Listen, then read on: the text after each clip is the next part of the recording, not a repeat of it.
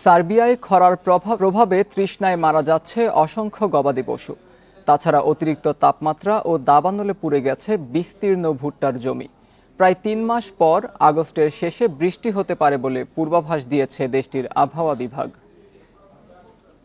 Bundle থাকলে প্রতি সেনমানিতে টাকা বাঁচবে। বিকাশ সেনমানি বান্ডেল কিনে জিতুন প্রতি লেনদেনে। সার্বিয়ার সুভা প্লানিনার বাসিন্দাদের অন্যতম পেশা গরু ও ঘোড়া চড়ানো। তবে মে মাস থেকে অঞ্চলটিতে বৃষ্টিপাত না হওয়ায় গবাদি পশুর পানির জন্য প্রয়োজনীয় পানির চরম ঘাটতি দেখা দিয়েছে। এবারের গ্রীষ্মে ঝর্ণাগুলো খুব দ্রুত শুকিয়ে গেছে। এই অবস্থায় গবাদি পশুকে পান করাতে হচ্ছে নোংরা পানি। এক ফোঁটা জল নেই, গবাদি পশুগুলো তৃষ্ণায় মারা যাচ্ছে। এমন অবস্থায় আমরা কি করতে পারি? জুলাই শেষে গবাদি পশুর জন্য পানি ভর্তি ট্রাক সরবরাহের প্রতিশ্রুতি দিয়েছিল স্থানীয় কর্তৃপক্ষ। এখনও ওই প্রতিশ্রুতির বাস্তবায়ন হয়নি।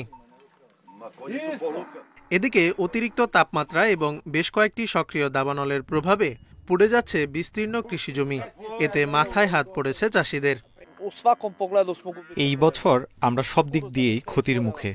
আমাদের সব ভুট্টা পড়ে গেছে। ৩ মাস ধরে গ্রামে পানি নেই।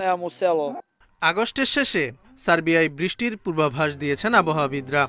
তবে গবাদি পশুর পানির জন্য এই বৃষ্টির পানি ছোট নদী, হ্রদ বা খালগুলো পূরণ নাও করতে পারে বলে মত তাদের। Zobayer Hossain, Independent news.